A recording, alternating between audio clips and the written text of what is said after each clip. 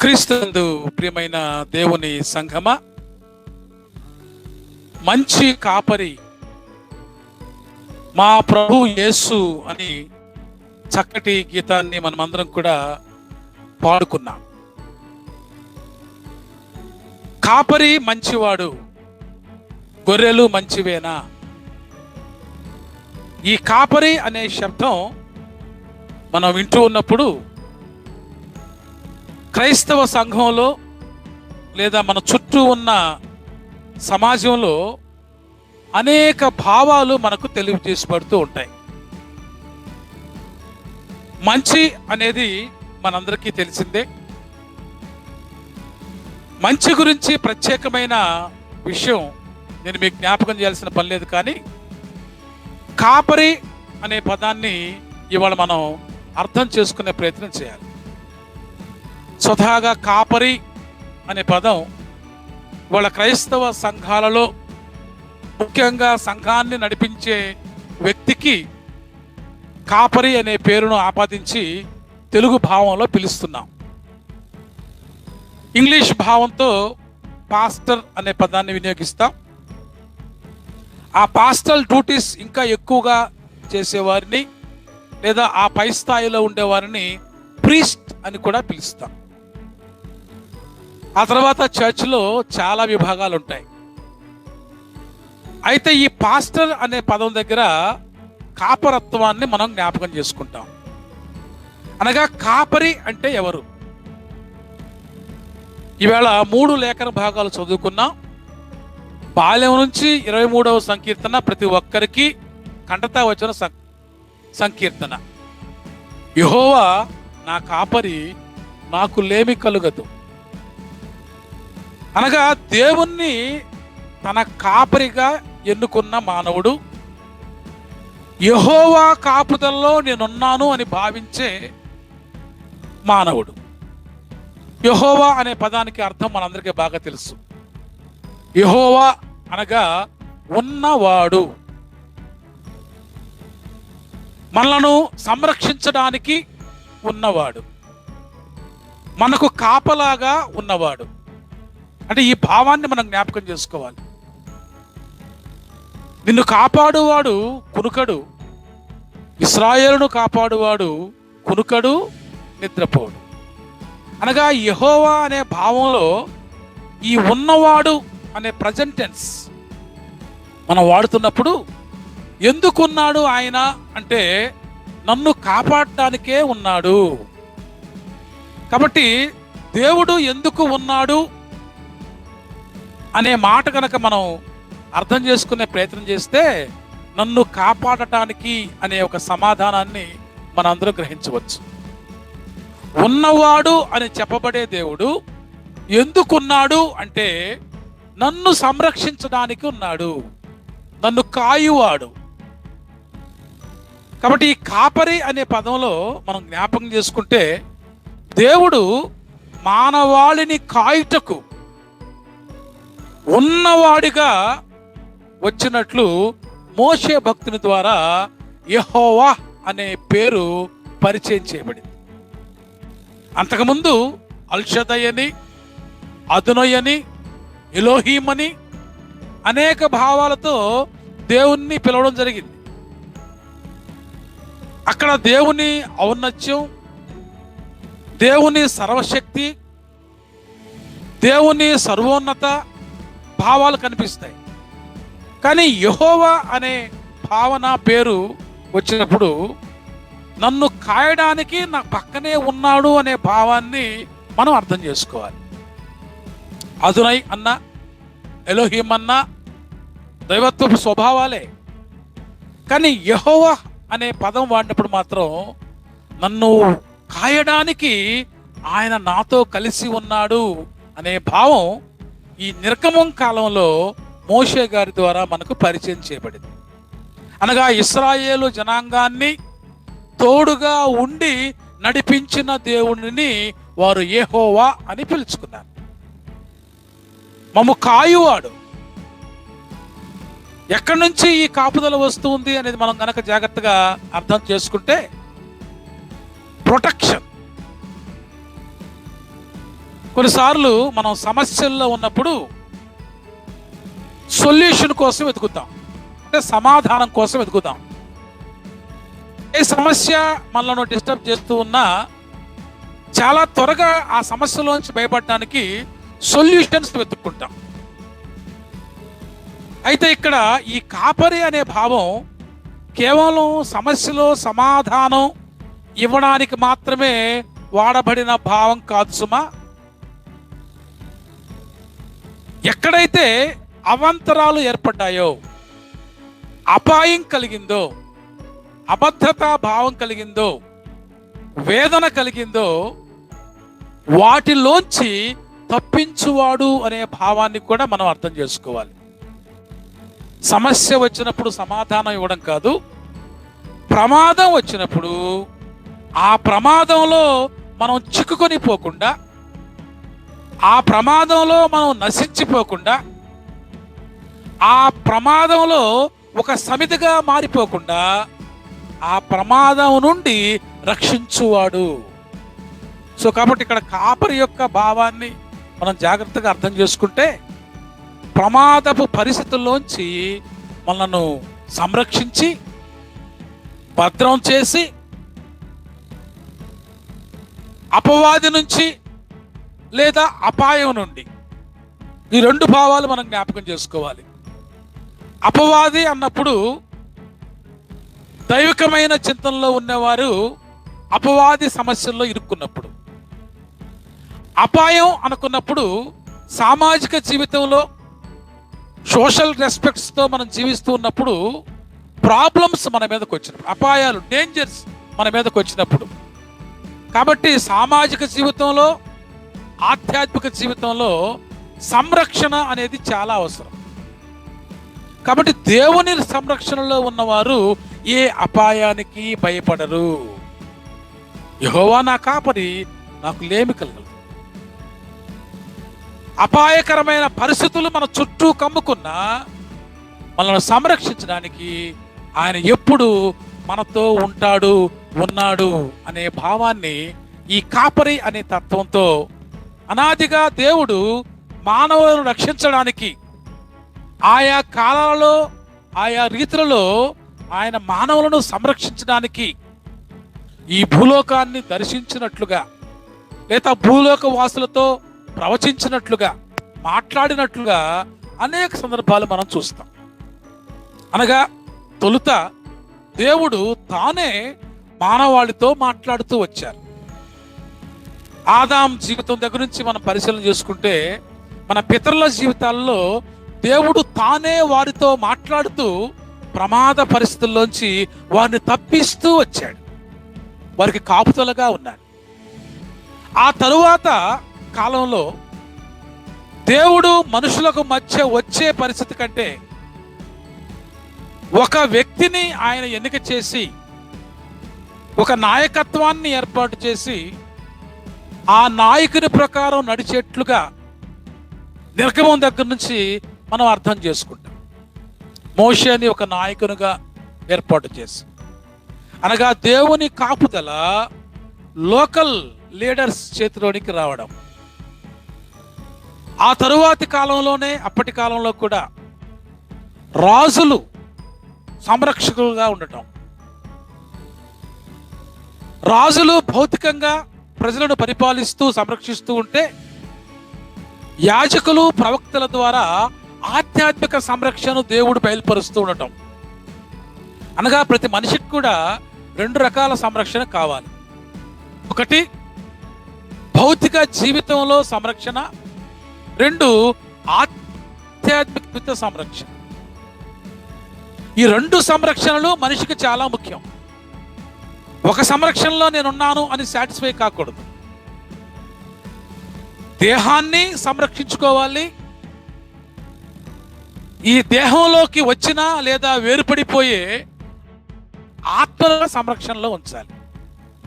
కాబట్టి ఇవాళ లేఖనాలు మనం చదువుతూ ఉన్నప్పుడు దేహపు సంరక్షణ కోసం అనేకమైన కార్యాలు, క్రియలు మనకున్నాయి.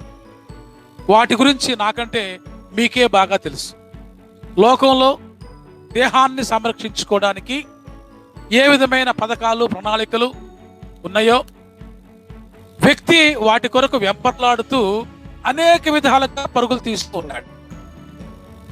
ఆ పరుగుల మధ్య కొన్నిసార్లు దేహాన్ని సంరక్షించుకొని, దేహ దారుఢ్యాన్ని పెంచుకొని, దేహం కోసమే జీవించే పరిమాణంలో ఆధ్యాత్మిక రక్షణ విషయమై నెగ్లిజెన్సీ చూపించడం వలన అప్పుడప్పుడు దేవుడు ఆత్మను రక్షించడానికి ఆత్మల కాపర్లను కూడా ఏర్పాటు చేస్తుంటాడు.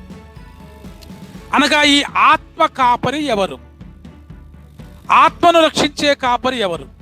క్రైస్తవ సంఘంలో చాలాసార్లు ఫలానా వారు మా ఆత్మల కాపరి, ఫలానా వారు మా ఆధ్యాత్మిక తండ్రి అనే పదాలు వాడుతుంటారు.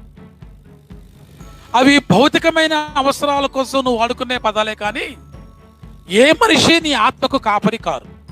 ఒకవేళ ఎవరైనా ఫలానా వారు మా ఆత్మల కాపరి అనుకుంటే ఆ భ్రమలోంచి ఖచ్చితంగా బయటకు రావాల్సిన అగత్యం ఏర్పడింది. పేతురు భక్తుడనగా యేసు ప్రభు వారి అనుంగు శిష్యుడు, యేసు ప్రభు వారి ప్రతి మాటకు పర్యాయ పదాలు కానీ, వ్యాఖ్యానాలు కానీ, లేదా ప్రోత్సాహాలు కానీ, శిష్యులకు అర్థమయ్యే రీతిలో పరిచయం చేసే వాడుక భాషలో కానీ మాట్లాడే పేతురు భక్తుడు యేసు ప్రభువును చాలా దగ్గరగా అర్థం చేసుకున్నాడు. ఆయన సెలవిచ్చిన మాట పేతురు రాసిన మొదటి పత్రిక 2వ అధ్యాయం 25వ వచనాన్ని చదువుకుంటే, మీరు గొర్రెల వలె దారి తప్పిపోతిరి, కానీ ఇప్పుడు మీ ఆత్మల కాపరియు అధ్యక్షుడునైన ఆయన వైపునకు మళ్ళీ ఉన్నారు. ఆత్మల కాపరి అంటే ఎవరు? ఇవాళ క్రైస్తవ సంఘంలో చాలా ఈ ఆత్మల కాపరి అనే పేరు పొరపాటు వ్యక్తిత్వాలకి వినియోగించబడుతూ ఉంది. సంఘాలను నడిపించే కాపరులు ఆత్మ కాపరులు కాదు. ఆత్మల కాపరి క్రీస్తు మాత్రమే. బహుశా ఇప్పుడు దాకా ఎంతమంది అయితే ఆత్మల కాపరులని పిలిపించుకుంటున్నారో అటువంటి కాపరులకు శ్రమ. అలా పిలుస్తూ ఉన్న సంఘ విశ్వాసులు కూడా జాగ్రత్త పడాలి. పేతురు భక్తులు సెలవిచ్చిన మాట ఏమిటి అంటే, ఆత్మల కాపరిగా క్రీస్తు ఈ లోకంలో ఉన్నారు. కాబట్టి ఆత్మల తండ్రి దైవం అయితే ఆ ఆత్మలను సంరక్షించడానికి ఈ లోకానికి పంపబడిన వాడు, ఈ లోకంలో ఉన్న ఆత్మలకు కాపరిగా పరిచయమైన వాడు క్రీస్తు ఒక్కరే. కాబట్టి దయచేసి ఎవరు కూడా మేము ఆత్మల కాపురలం అని పిలిపించుకోవడానికి దయచేసి ప్రయత్నాలు చేయకండి. తగ్గించుకోవడం నేర్చుకోండి. సంఘం ముందు చాలా మంది ఈ పోకడలు పోతూ ఉన్నారు. వారు ఖచ్చితంగా రాంగ్ ట్రాక్లో ఉన్నారని చెప్పడానికి ఈ వచనం నేను జ్ఞాపకం చేస్తూ ఉన్నాను. ఆత్మల కాపరి క్రీస్తు మాత్రమే. మరి మనం ఎవరు? మేము కాపురలం కదండి. మేము కూడా సంఘంలో ఉన్న ఆత్మలు రక్షిస్తున్నాంగా, వారి కొరకు ప్రయాసపడుతున్నాం కదా, వారి కొరకు పరిచయం చేస్తున్నాం కదా. కాబట్టి మేము ఆత్మల కాపురలం ఎందుకు పిలిపించుకోకూడదని ఒకవేళ నువ్వు ప్రశ్నిస్తే, ఇక్కడ మన కొరకు చెప్పబడిన మాట ఏమిటి అంటే 21వ వచనం, క్రీస్తు కూడా మన కొరకు బాధపడి మీరు తన అడుగు జాడలను బట్టి నడుచుకున్నట్లు మీకు మాదిరి ఉంచిపోయెను. ఆయన పాపము చేయలేదు, ఆయన నోటను ఏ కపటము లేదు, ఆయన దూషింపబడి బదులు దూషింపలేదు, ఆయన శ్రమ పెట్టబడి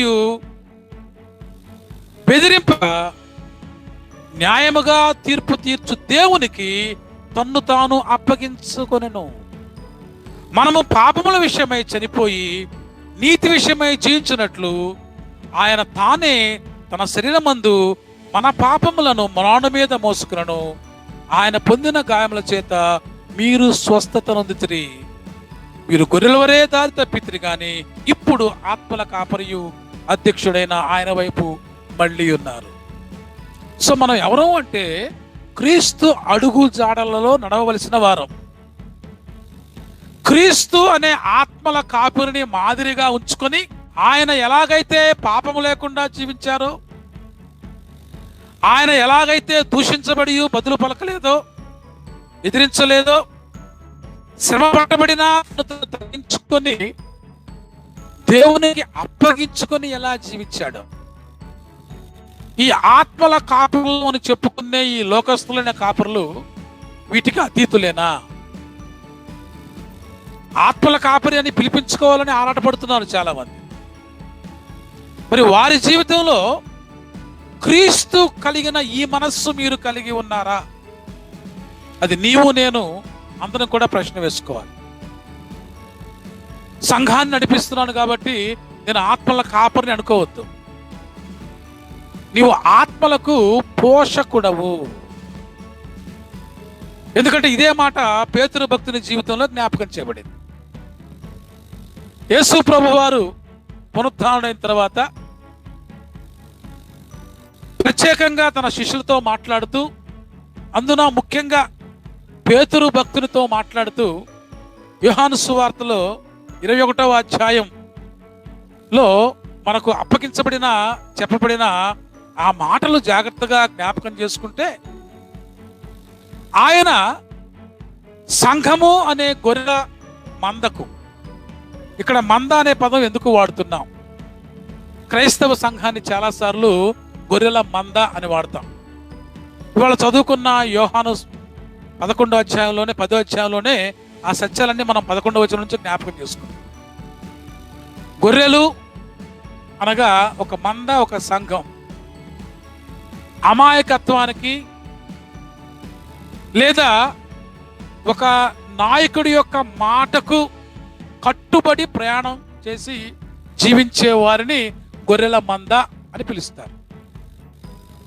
ఇక్కడ కాపరి అనే పదం, సంఘం అనే పదం, ఈ రెండు మనం జాగ్రత్తగా జ్ఞాపకం చేసుకుంటే, యేసు ప్రభు వారు గొర్రెలకు మంచి కాపరిని అన్నారు. ఆయన గొర్రెల మంచి కాపరి. మరి గొర్రెల పరిస్థితి ఏమిటి అన్నప్పుడు, భౌతికమైన పరిస్థితుల కోసం అమాయకంగా పడిపోయి తిరిగేవే గొర్రెలు అని మనం సహజంగా అర్థం చేసుకోవచ్చు. అంటే అమాయకత్వానికి ప్రతీకలు, లేదా ఆకలి కోసం, సౌఖ్యం కోసం, ఎగ్జిస్టెన్స్ కోసం తమ్మును తాము ఏమీ చేసుకోలేకుండా మరొకరి మీద డిపెండ్ అయ్యి జీవించే వాళ్ళని ఎక్కువగా గొర్రెలు అని పిలుస్తుంటాం. అంటే ప్రత్యేకమైన ఇండివిడ్యువాలిటీ ఉండదు, డిపెండెన్స్ ఉంటుంది. కాబట్టి సమాజంలో చాలాసార్లు మన దేహాన్ని సంరక్షించే వాళ్ళకి మనకు ఒబీడియన్స్ చూపిస్తాం. అలాగే ఆత్మను సంరక్షించే వారి దగ్గర కూడా ఆ ఒబీడియన్స్ చూపించాలి. స్వతహాగా ఈ గొర్రెలకు ఉండే స్వభావం ఒబీడియన్స్. అవి నమ్ముతాయి, విశ్వసిస్తాయి. మా కాపరి మా కోసం ఏమైనా చేస్తాడు.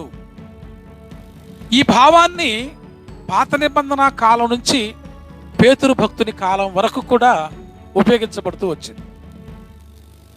ఎవరు ఎక్కడ మాట్లాడినా, మనం చదువుకున్న పేతురు భక్తుని యొక్క జీవితంలో నా గొర్రె పిల్లలను మేపుము, నా గొర్రెలను కాయము, నా గొర్రెలను మేపుము అనే 3 భావాలు పేతురు భక్తుని జీవితంలో మనం జ్ఞాపకం చేసుకున్నా.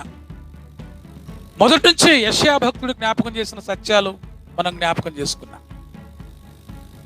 దావీదు మహారాజు 23వ సంకీర్తన చెప్పిన భావాన్ని మనం జ్ఞాపకం చేసుకున్నా. గొర్రెలు కాపరి స్వరాన్ని వింటాయి అనే సత్యం ఇక్కడ అర్థం చేసుకోవాలి. అనగా ఈ గొర్రె అనే భావాన్ని చూస్తే, ఆ గొర్రె తన మందలో ఉన్న మరొక సీనియర్ గొర్రె మాట అయినా వింటుంది, లేదా ఈ గొర్రెలను కాసే మనిషి అయిన కాపరి మాట అయినా వింటుంది. ఇవి రెండు మనం జాగ్రత్తగా అర్థం చేసుకోవాలి.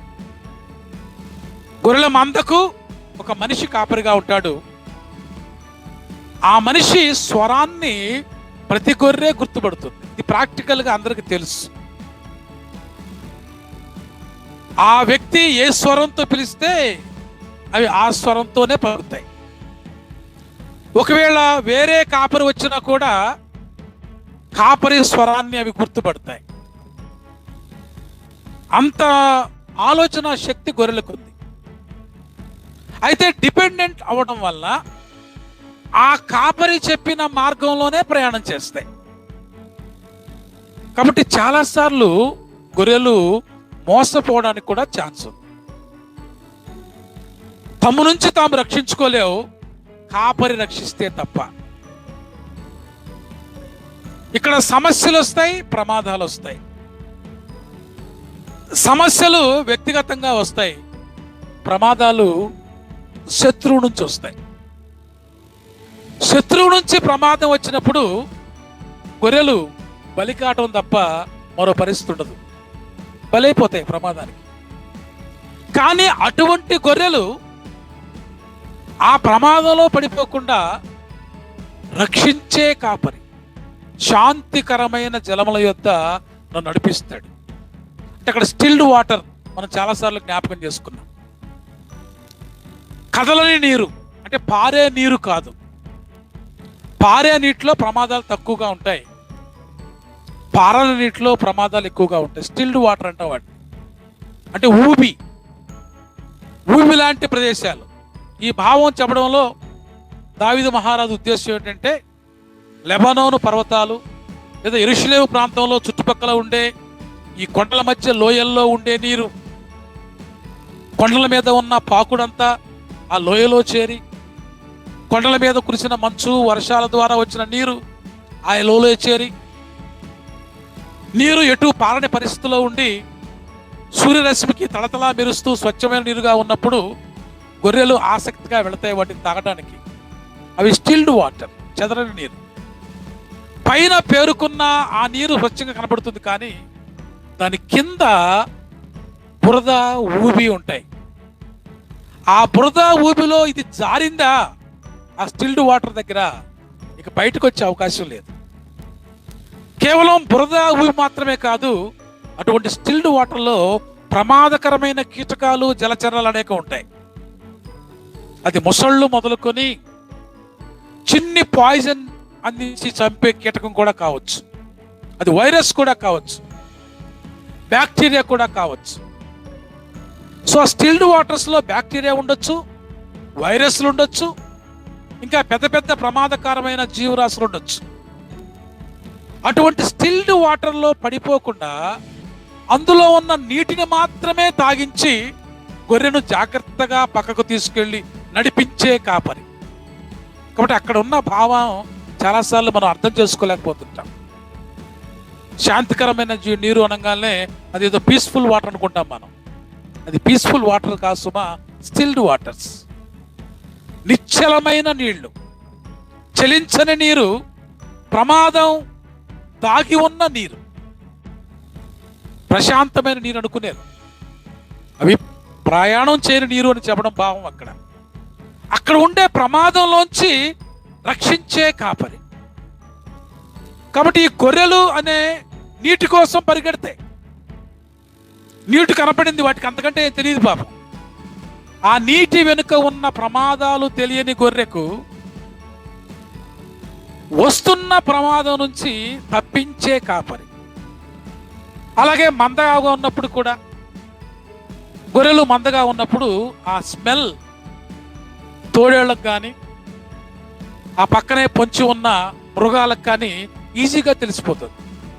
ఓ పలానా చోట గొర్రెలు మందగా ఉన్నాయి, వాటి స్మెల్ అవి పసిగడతాయి ఈజీగా. సో అవి పసిగట్టినప్పుడు అవి మందగా ఉన్నవని తెలిసినప్పుడు శత్రువైన ఈ తోడేలు కానీ ఇంకా ఇతర క్రూర మృగాలు కానీ వాటి మీదకి వచ్చినప్పుడు తప్పించుకునే ప్రమాదంలో తప్పించుకోవడానికి పారిపోలేవు. అవి మందగా చిక్కుకుపోయి ఉంటాయి. కానీ అప్పుడు కాపరి ప్రమాదం నుంచి వాటిని తప్పించే శైలి మనకు చాలాసార్లు తెలుసు. దావీదు మహారాజు గొర్రెల కాపరిగా ఉన్నప్పుడు ఎలా తోడేళ్ల బారి నుంచి ఇతర జంతువుల బారి నుంచి తన మందను తప్పించుకునే పరిత్రం చేశాడు. అందుకే దేవుడు అతనిని ఇశ్రాయేలుకు కాపరిగా ఎన్నుకున్నాడు. అని చాలాసార్లు మనం చదువుకుంటాం. యెషయా గ్రంథం 40 అధ్యాయం 11 వచనంలో మనం జ్ఞాపకం చేసుకుంటే, మందను మేపడం లేదా మందను బాహువులతో ఎత్తుకోవడం, రొమ్మున ఆనుకోవడం, వాటికి పాలిచ్చి పెంచే పరిస్థితి, తల్లి దగ్గర పాలు కూడా తాగలేని బిడ్డకు ఆ బిడ్డను తీసుకెళ్లి తల్లి దగ్గర చేర్చి పాలిచ్చే పరిస్థితి. అలాగే ఎజెకియెలు గ్రంథం 34 అధ్యాయంలో మనం జాగ్రత్తగా చూస్తే 11వ వచనంలో గొర్రెల పరిస్థితిని అవి ఎక్కడికో ఆహారం కోసం వెళ్ళిపోతే చీకటి గల ప్రదేశాల్లో ఉంటే వాటిని వెతికి మందలోనికి తీసుకొని రావడం, చెదిరిపోయిన వాటిని సమకూర్చుకోవడం, వాటి కొరకు మంచి స్థలాలు ఏర్పాటు చేయడం, ఆహారం ఏర్పాటు చేయడం, పారిపోయిన వాటిని, తప్పిపోయిన వాటిని, తోలివేయబడిన వాటిని సమకూర్చుకోవడం, బలహీనమైన వాటిని, దుర్బలమైన వాటికి సంరక్షణ ఇవ్వడం. ప్రత్యేకంగా ఒకవేళ ఏవైనా కొవ్విన వాటిని అనే భావం అక్కడ జ్ఞాపకం చేయబడుతుంది. అంటే ఈ ఒబీడియన్స్ లోంచి ఓవర్ యాక్షన్లోనికి వచ్చేసి, ఇక నాకు అన్నీ తెలుసు కదా అని ఇష్టానుసారంగా ప్రవర్తించే కొవ్విన గొర్రెకు శిక్ష అనే మేత పెట్టడం, ఇవన్నీ కూడా ఈ గొర్రెల మంద ఆ కాపరత్వానికి చాలా దగ్గరగా ఉంటాయి. కాబట్టి క్రైస్తవ సంఘాలు అయితేనేమి, దేవుని యొక్క కాపుదలలో జీవించే భక్తుల సంఘాలైతేనేమి, అది క్రైస్తవ సంఘం అని మాత్రమే కాదు, దేవుడు నా కాపరి అని విశ్వసించే ప్రతి భక్తుని జీవితంలో కూడా ఈ సందర్భాన్ని మనం అర్థం చేసుకోవాలి. దైవ సంరక్షణ, దేవుడు నాకు కాపరి, ఆయన కాపుదలలో నేనున్నప్పుడు చిన్న చిన్న భౌతికమైన అవసరాల కోసం నేను ఈ లోకంలో ప్రయాసపడుతూ నా ఆత్మను దైవికమైన స్థితిలో ఉంచలేకపోతున్నప్పుడు ఆత్మల కాపరి నా ఆత్మ ఎలా సంరక్షిస్తాడు? సో కాబట్టి ఈవేళ మనం జ్ఞాపకం చేస్తున్న సత్యం ఏమిటంటే, మన ఆత్మను సంరక్షించే కాపరి, దేహ సంరక్షణ కాదు. ఇవాళ క్రైస్తవ సంఘాలన్నీ కూడా ఆత్మల సంరక్షణ కంటే దేహపు సంరక్షణ కార్యక్రమాలు చాలా ఎక్కువగా చేస్తున్నట్లుగా కనపడుతుంది. వాటి గురించి మనం ఎక్కువగా వివరించాల్సిన అవసరం లేదు, సంఘంలో అర్థమైపోతూ ఉంటుంది.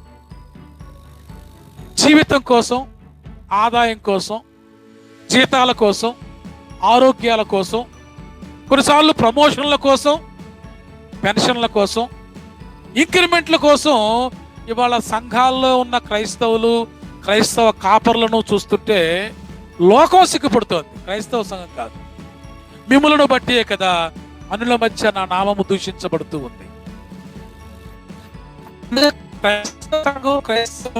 మనుషుల యొక్క భౌతిక అవస్థలు తీర్పించడానికేనా ఇవాళ క్రైస్తవ సంఘాలన్నీ? కాదు సుమా. పేతురు భక్తులు జ్ఞాపకం చేసిన సత్యం ఏమిటి అంటే, ఆత్మల కాపరి వైపు మీరు తిరగాలి.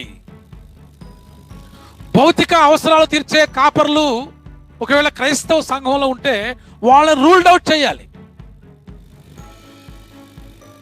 వాళ్ళు నీ భౌతిక అవసరాలు తీర్చేవారు కాదు. భౌతిక అవసరాలు తీర్చడానికి దేవుడు ఈ లోకంలో అనేక మంది భౌతికమైన వాటి మీద స్కిల్స్ ఉన్నవారిని ఉంచాడు. ఉద్యోగాలు కానివ్వండి, ఆరోగ్యాలు కానివ్వండి, వ్యాపారాలు కానివ్వండి, నీ భౌతిక అవసరాలు తీర్చే అనేక పరిస్థితులు ఉన్నాయి. చదువుల ద్వారా, ఉపాధి ద్వారా, వ్యాపారం ద్వారా, వ్యవసాయం ద్వారా నీ భౌతికమైన అవసరాలు తీర్చుకోవడానికి అనేక మంది కాపరులు ఉన్నారు. అనేక సోర్సెస్ ఉన్నాయి. వాటి కోసం నువ్వు క్రైస్తవ సంఘాల్లో ప్రవేశించాల్సిన అగత్యం లేదు. వాటి కోసం నువ్వు క్రైస్తవ కాపరిగా పిలిపించుకోవాల్సిన అవసరం అంతకంటే లేదు. మరి ఏమిటి అన్నప్పుడు పేతురు భక్తులు జ్ఞాపకం చేశారు, ఆత్మల కాపరి అధ్యక్షుడు అయిన క్రీస్తు అడుగు జాడలలో మీరు నడవాలి. ఒకవేళ క్రైస్తవ సంఘ కాపర్లం అని మీరు ఎవరైనా చెప్పుకుంటే, మాది క్రైస్తవ మంద అని మీరెవరైనా ఉపమానంగా పిలుచుకుంటే, సంఘం గొర్రెల మంద అన్నప్పుడు నీవు ఆ గొర్రెలకు కాపరివి అని పిలుచుకున్నప్పుడు, గొర్రెల మంచి కాపరి క్రీస్తు అనే ఈ ఉపమానాన్ని నువ్వు అర్థం చేసుకుంటున్నప్పుడు, నువ్వు క్రీస్తు అడుగుజాడలలో నీ సంఘాన్ని నడిపిస్తున్నావా? క్రీస్తు మాదిరిని నువ్వు పాటిస్తున్నావా? క్రీస్తు కలిగిన ఆ మనస్సు నీవు కలిగి ఉన్నావా? కేవలం నేను ఆత్మల కాపరిని, నేను సంఘాన్ని రక్షించుకుంటున్నానని ఎంతకాలం ఈ పనికిరాని మాటలు చెప్పుకుంటూ క్రైస్తవ సంఘాలు కొనసాగాలి? ఆత్మల కాపుదల అంటే క్రీస్తుకు అడుగుజాడల్లో నడిచే కాపరత్వాన్ని నేర్చుకోవడం. ఇవాళ సమాజాన్ని మనం జ్ఞాపకం చేసుకుంటే, కరోనా సమాజం మీదకి వచ్చింది. కాపరులు ఎక్కడా అని అడుగుతోంది సంఘం. ఇప్పటిదాకా దేహాలకి స్వస్థతలు ఇచ్చిన కాపరులు ఏమైపోయారు అడుగుతోంది. ఖచ్చితంగా దేహానికి స్వస్థ వస్తుంది ఎప్పుడంటే నీ ఆధ్యాత్మిక స్థితి స్వస్థతలో ఉంటే. కొన్నిసార్లు నీ ఆధ్యాత్మిక స్థితి ఉన్నత స్థాయిలో ఉన్న దేహానికి రుగ్మతలు వస్తాయి. యోబు భక్తుని జీవితాన్ని చూసుకుంటే అర్థమైపోతుంది. యోబు ఆత్మ కాపరి తండ్రి అయిన దేవుడు, యోబు దేహం అపవాదికి అప్పగించబడింది. ఈ లోకపు దేహాన్ని అపవాది ఎంత చిత్రం చేసినా దీన్ని స్వస్థపరచమని యోబు ఎప్పుడు అడగలేదు. మరి క్రైస్తవ కుటుంబాలు ఇవాళ యోబు భక్తుని గ్రంథాన్ని బాల్యం నుంచి చదువుకుంటే ఎందుకో అర్థం చేసుకోలేకపోతుంటాం. నీ ఆత్మ శుద్ధీకరించబడాలి. ఆత్మశుద్ధి కలవారు ధన్యులు, వారు దైవత్వానికి సమీపంగా ఉంటారు. దేహశుద్ధి కలవారు కూడా మంచిదే, వాళ్ళు సొసైటీలో బాగుంటారు. ఇవాళ నీ దేహం ఎంత శుభ్రంగా ఉన్నా పక్కవాడిని ముట్టుకోవడానికి లేదు. పూర్వం అంటరానితనం నేరం అని చెప్పి ఈ సమాజంలో ఎలుగెత్తి చాటిన వారు అప్పుడు కేవలం ఒక విభాగం వారినే అంటరాని వారిగా గుర్తెరిగారు. కానీ ఇవాళ ప్రతి ఒక్కరూ మరొకరికి అంటరాని వారు అయిపోయారు. కుటుంబంలో కూడా ఒకరిని ఒకరు అంటుకోలేని పరిస్థితి కరోనా ద్వారా సంక్రమించింది. కారణం ఏంటి అనగా, భౌతికమైన దేహాల కోసం, వాటి సంరక్షణ కోసం ప్రయాసపడుతున్న ఈ మానవుడు ఆత్మ సంరక్షణ ఎంత అవసరమో ఈ కరోనా నేర్పిస్తూ ఉంది. అనగా దేహ సంరక్షణ కోసం ఇవాళ మానవులందరూ పరిగెడుతున్నారు. సంఘాలకు ఎందుకు వెళ్తున్నారా అంటే, ఆధ్యాత్మిక రక్షణ గురించి మాట్లాడే మాట కంటే కూడా మా పిల్లలకు బాగాలేదు, మాకు బాగాలేదు, మాకు జ్వరాలు వచ్చాయి, మాకు జబ్బులు వచ్చాయి, మాకు డబ్బులు లేవు, మాకు ఉద్యోగాలు లేవు, పిల్లలకి పెళ్ళి అవ్వట్లేదు, పిల్లలకి పిల్లలు పుట్టట్లేదు. ఇందుకోసం సంఘాలకు వెళ్ళే వాళ్ళు సిగ్గుపడాల్సిన దినాలు. అందుకోసం సంఘాలు నడిపిస్తున్న కాపరులు ఆత్మల కాపరులను చెప్పుకోవడానికి సిగ్గుపడాల్సిన దినాలు. ఇవాళ దేవుడు అందరికీ సమానంగా ఒకే శిక్ష వేశాడు. నువ్వెవరైనా సరే దేహాన్ని సంరక్షించుకునే మాటలు ఇప్పుడు దాకా చెప్పుకుంటూ బతికేస్తున్న కాపరులమైన మనం ఒకసారి ఆలోచన చేసుకోవాలి. మనం క్రీస్తు అడుగుజాడలలో ఆత్మలు ఎలా కాపాడబడాలో పోషించాల్సిన వారు. పోషణ ఇచ్చాడు దేవుడు మనకి. గొర్రెల మీద పడి బతికే పోషణ కాసుమా ఇది? గొర్రెలను బతికించే పోషణ. పేతురుకు అప్పగించిన బాధ్యత అది. పేతురు, నా గొర్రె పిల్లలను మేపోయా. మేపేవారు మనం, మేసేవారు కాదు. ఇవాళ కాపరులు మేసేవారుగా తయారయ్యారు కానీ మేపేవారుగా తయారు కావట్లేదు. సంఘం మీద పడి మేసే కాపరులు, గొర్రెలను మేసే కాపరులు. అదే భావం ఇవాళ యోహాను భక్తుడు జ్ఞాపకం చేశాడు. దొడ్డిదారున వచ్చే కాపరులు, గొర్రెలను తినడానికి వచ్చే కాపరులు.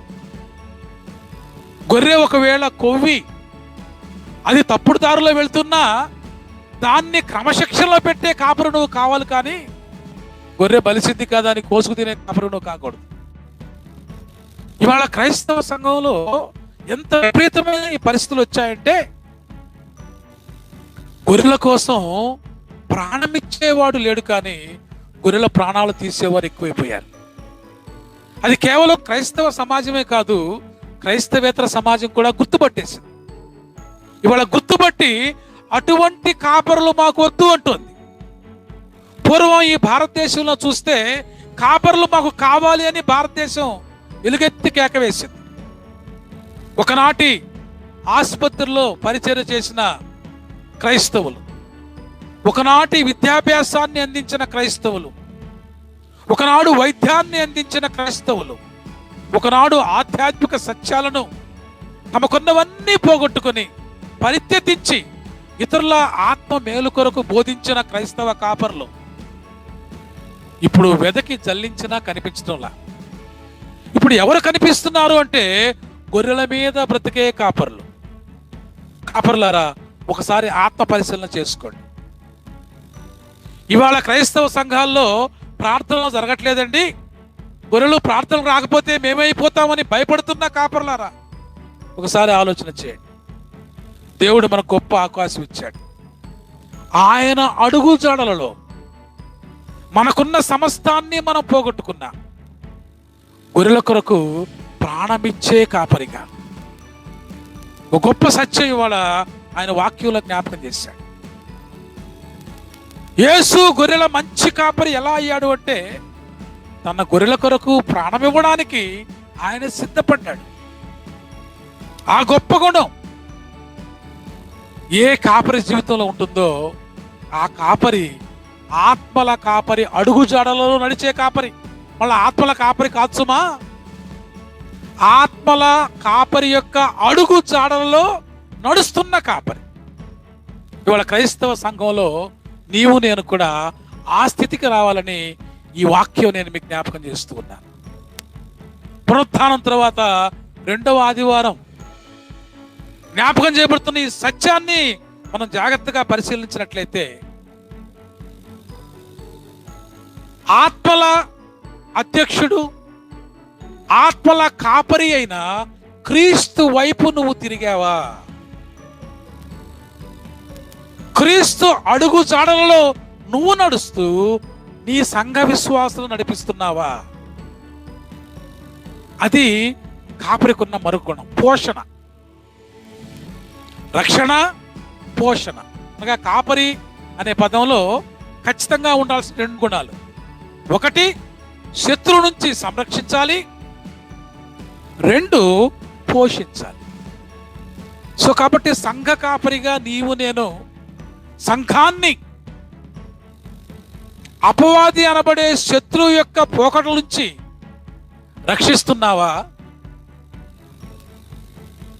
భౌతిక అవసరాల కోసం పరుగులు తీస్తూ ఉన్న, బలహీనతలో జారిపోతూ ఉన్న వారిని కాపు కాసి హత్తుకొని పోషిస్తూ ఉన్నావా? ఇవాళ కాపరులే పోషించే వారి కోసం పరుగులు తీస్తున్నారు. ఇవాళ కాపరులే పోషణ లేదు అని అడుక్కుంటున్నారు. అవసరమా? యేసు ప్రభు వారి యొక్క అడుగు జాడలు, మాదిరి అడుగు జాడలు, ఆయన మాదిరి ఉంచాడు అనే మాట ఒకసారి జ్ఞాపకం చేసుకుందాం. తన శరీరం ఎంత చిత్రమైపోతున్నా, శరీరం దున్నబడుతూ ఉన్నా, ఆహార్తితో శిలువ మీద విలవిలలాడిపోయిన ఆత్మను తండ్రికే అప్పగించాడు. కానీ ఈ లోకానికి అప్పగించలేని క్రీస్తు గుణాన్ని ఓ కాపరి ఓసారి జ్ఞాపకం చేసుకో. భౌతికమైన ఆహారాల కోసం, భౌతికమైన ఆశల కోసం ఆకలి తీర్చుకో, తప్పులేదు. ఆకలి తీర్చుకో, మరొకరు ఆకలి తీర్చు, తప్పులేదు. కానీ ఇంకా ఆశలతో కూడిన వ్యసనాల కోసం, అవసరాల కోసం, దేహానికి ఇంకా ఏదో సంరక్షణ ఇవ్వాలని పరుగులు తీస్తూ ఉంటే, దేహాన్ని ఇంకా ఏదో ఏదో ఏదో. గతంలో మీడియాని వాడటం అనేది చాలా మంది కాపర్లు విమర్శించేవాళ్ళు. మీడియాని బాగా వాడిన కాపర్లు కూడా విమర్శించారు. ఇవాళ ప్రతి కాపరి మీడియా లేకుండా బతకలేకపోతున్నా. అంటే ఒకప్పుడు నీకు అందలేదు కాబట్టి అది అందని ద్రాక్ష పుల్లన అన్నావు, ఇప్పుడు అందింది కాబట్టి ఇవాళ మీడియాని ముట్టుకోవాలంటే అందరికీ భయం వేస్తుంది. కాపర్లు అందరూ ఇవాళ మీడియా మీద పడిపోయారు. మనకందరికీ మన సంఘంతో మాట్లాడాలంటే మీడియా అవసరమైంది. మరి సదుద్దేశంతో వాడుకున్న వారిని ఒకప్పుడు నువ్వే విమర్శించావు. ఇవాళ నిన్ను అందరూ చూడాలని నువ్వే అందరికీ వాట్సాప్ మెసేజ్లు ఇస్తూ ఉన్నావు. ఒకప్పుడు ఇంకెవరో చెప్పినప్పుడు నువ్వు విమర్శించావు. ఇవాళ నువ్వే అందరినీ ఇన్వైట్ చేస్తూ ఉన్నావు. అంటే నీ దాకా వస్తే ఒక న్యాయం, ఇంకెవరో చేస్తే ఒక న్యాయమా? అనగా ఈ భౌతికమైన అవసరాలు తీర్చుకోవడానికి చాలా విధాలుగా ఇక మీడియాలోకి వచ్చావు కాబట్టి ఇక నీ షోకు చూడలేక అల్లాడిపోతున్నారు అవతల వాళ్ళు. ఒకప్పుడు సంఘ కాపరి సంఘంలో ఉన్న స్థితిలో ఉండేవాడు. మరి మీడియా కదా, ఈ మీడియా కోసం ఎన్ని వంకర టింకర వేషాలు వేస్తున్నారో చూస్తే బాధాకరంగా ఉంది. స్వచ్ఛంగా ఒకవేళ ఆలయానికి రాలేని విశ్వాసులకు ఒకప్పుడు నువ్వు ఎలా న్యాయంగా అందించావో అలాగే వాక్యాన్ని అందించు. లోకపు పోకడలు పరుగు తీయకు సువార్త పేరిట. ఇవాళ మనం ఆత్మలకు కావలసిన ఆహారాన్ని ఇవ్వడానికి మీడియాను వాడుకో. నీ షోకులు చూపించడానికి కాదు, నీ బడాయిలు చూపించుకోవడానికి కాదు. కాపరి జాగ్రత్త. ఒకవేళ ఇవాళ సంఘంగా లేదు, సంఘం గృహాల్లో ఉండిపోయింది. వారు సంఘానికి వస్తే ఒకప్పుడు నువ్వు మంచి ఆధ్యాత్మిక ఆకలి తీర్చావు. ఇవాళ సంఘానికి రాలేకపోతున్నా నీ సంఘపు బిడ్డలు వారి వారి గృహాల్లో ఉన్నారు, దూరంగా ఉన్నారు. వారికి స్వచ్ఛమైన శక్తిగల ఆధ్యాత్మిక వాక్యాన్ని అందించాలంటే ముందు నీవు క్రీస్తు అడుగుజాడల్లో మాదిరిగా ఉంటూ నేర్చుకోవాలి. నీవు మళ్ళా లోకడ పోకడ నేర్చుకోవటం కాదు సుమా. ఇక్కడ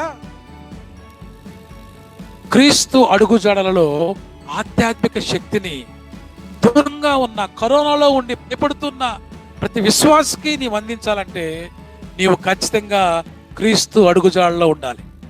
ఈ లాక్డౌన్ టైంలో ప్రతి కాపరి తనను తాను స్వకీయమైన పరీక్ష చేసుకొని భౌతికమైన వ్యసనాల మీద కాకుండా, భౌతిక వ్యవహారాల మీద కాకుండా ఆత్మను సంరక్షించుకోవడానికి ఆత్మల కాపరి అయిన అధ్యక్షుడైన క్రీస్తు పాదాల చెంత లాక్డౌన్ అయి మరింత నేర్చుకొని క్రీస్తు అడుగుజాడలలో సంఘాన్ని నడిపించడానికి ఒకవేళ ఈ లాక్డౌన్ నువ్వు వినియోగించుకుంటే భవిష్యత్ సంఘానికి మేలు చేసిన వాడు అవుతాం. ఆయన మంచి కాపరి. ఆ మంచి కాపరి అడుగుజాడలలో ఆనాటి శిష్యులు నడిచినట్లుగా, ఆనాటి సంఘం నడిచినట్లుగా ఇవాళ అశేషమైన క్రైస్తవ కుటుంబాలు నడుస్తూ ఉన్నట్లుగా ఒకసారి వాక్యాన్ని మనం పరిశీలన చేసుకుందాం. కొరింథీయులకు రాసిన మొదటి పత్రిక 12వ అధ్యాయం, కొరింథీయులకు రాసిన మొదటి పత్రిక 12వ అధ్యాయం 28వ వచనాన్ని ఒకసారి నేను మీ అందరి కోసం జ్ఞాపకం చేస్తున్నాను. దేవుడు సంఘములో మొదట కొందరిని అపోస్తలుగాను, పిమ్మట కొందరిని ప్రవక్తలుగాను, పిమ్మట కొందరిని బోధకులుగాను, అటు పిమ్మట కొందరిని అద్భుతములు చేయువారుగాను, తరువాత కొందరిని స్వస్థపరచు కృపావరము కలిగిన వారుగాను, కొందరిని ఉపకారము చేయువారుగాను, కొందరిని ప్రభుత్వములు చేయువారుగాను, కొందరిని నానా భాషలు మాట్లాడువారుగా నియమించను. అందరూ అపోస్తలులా? అందరూ ప్రవక్తలా? అందరూ బోధకులా? అందరూ అద్భుతములు చేయవారా? అందరూ స్వస్థపరచు కృపావరము గలవారా? అందరూ భాషలో మాట్లాడువారా? అందరూ ఆ భాషల అర్థములు చెప్పువారా? కృపావరములో శ్రేష్టమైన వాటిని ఆసక్తితో అపేక్షించుడి. ఇదియు కాక సర్వోత్తమైన మార్గములను మీకు చూపుచున్నాను. ఉత్తమమైన మార్గాలు క్రీస్తు పాదాల చెంత నేర్చుకోగలగాలి. ఆయన పాదముల చెంత కూర్చున్నవారు, ఆయన అడుగు చాడలలో నివసించేవారు ఉత్తమమైన మార్గాలు ఎన్నుకుంటారు. ఇవాళ ఎవరో ఒక కాపర్ని చూసుకుని వాళ్ళ వలే ప్రాక్టీస్ చేసే కాపర్లు, పులిని చూసి నక్క వాతలు వేసుకున్నట్లుగా, లేదా మేక తోలు కప్పుకున్న తోడేరు వలె, వలె ఎవరో ఏదో చేస్తున్నారని వారిని మాదిరిగా తీసుకొని వారిని ఇమిటేట్ చేస్తూ ఇవాళ క్రైస్తవ సంఘంలో చాలా మంది ఈ లోకపు పోకడల మీద పోయే కాపర్లను ఆశ్రయించి సంఘాన్ని డిస్టర్బ్ చేస్తున్నారు. నీవు నేను ఎవరికిచ్చిన వరం వాడిదే, నీకిచ్చిన వరం నీదే. ముందు దేవుడు నీకిచ్చిన ఉత్తమమైన గుణం ఏంటో ముందు నువ్వు తెలుసుకో. ఆయన పాదాల చెంత కూర్చో, నీ ఆత్మను శుభ్రం చేసుకో. భౌతికంగా నీకేదో అవకాశం ఇచ్చిన వారు, నిన్ను ఒక పాస్టర్ను చేసిన వారు, లేదా నీకు ఆధ్యాత్మిక సత్యాన్ని నేర్పించిన వారు గౌరవించు వారిని, తప్పులేదు. కానీ ఆత్మల కాపరి అయిన క్రీస్తు అడుగుజాడలు మారి ఇటువంటి లోకపు కాపర్ల యొక్క అడుగుజాడలోకి నువ్వు వెళితే నీ సంఘాన్ని సరైన మార్గంలో నడిపించలేవు. ఆత్మల కాపరి అయిన క్రీస్తు వైపు నీవు నేను అడుగులు వేయాలి. మంచి కాపరి అయిన క్రీస్తు మాదిరి అడుగుజాడలు నీవు నేర్చుకోవాలి. బహుశా ఈ కరోనా అటువంటి పాఠం మరొకసారి మనకు నేర్పించింది. వాళ్ళ ప్రపంచంలో చాలా మంది కాపర్లు ఉన్నారు. కరోనా ముందు అందరూ తల వచ్చారు. కరోనా వైరస్ గురించి అందరూ భయపడుతున్నారు. వ్యాక్సిన్ కోసం పరుగులు తీస్తూ ఉన్నారు. ఈ వ్యాక్సిన్ మేం వేసుకోవాలి అని ఆసక్తితో ఉన్నారు. మన భౌతిక రక్షణకు అది చాలా అవసరం కాదని నేను చెప్పను. దేహాన్ని సంరక్షించుకోవడానికి, కరోనా నుంచి తప్పించుకోవడానికి ఆ వ్యాక్సిన్, మెడిసిన్ చాలా అవసరం. ఇవాళ చాలా మంది శాస్త్రవేత్తలు దానికోసం ప్రయాసపడుతున్నారు. ఆ శాస్త్రవేత్తలు, ఆ వైద్యులు, ఆ పారిశుద్ధ కార్మికులు భౌతిక రక్షణ కోసం ప్రయాసపడుతున్నారు. వారికి సహకరించండి. అట్ ది సేమ్ టైం నీ ఆధ్యాత్మిక రక్షణ, నీ దేహం ఏ స్థితిలో ఉన్నా దేహాన్ని విడిచిపెట్టక తప్పదు. విడిచిపెట్టినాక ఆత్మను దేవునికి అప్పగించగలిగే స్థితి ఇచ్చే క్రీస్తు అడుగు జాడలలో నీవు నడిస్తే ఆత్మను రక్షించుకున్న వాడి అవుతావు. కరోనా నుంచి భౌతికంగా రక్షించబడి ఈ కరోనా నేర్పిన పాఠం ద్వారా ఆత్మను క్రీస్తు అడుగుజాడలో ఉంచుకొని క్రీస్తు బిడ్డగా క్రీస్తు సంరక్షణలో సంఘాలు నడిపించడానికి ప్రతి ఒక్కరిని పరిశుద్ధాత్ముడు ఆత్మ స్వీయ రక్షణ ప్రసాదించును గాక. ఆమేన్. సమస్త క్లాన్స్ దేవుని సమాధానం యేసుక్రీస్తు వలన మీ హృదయములకు తలపులకు కావలి ఉండును గాక.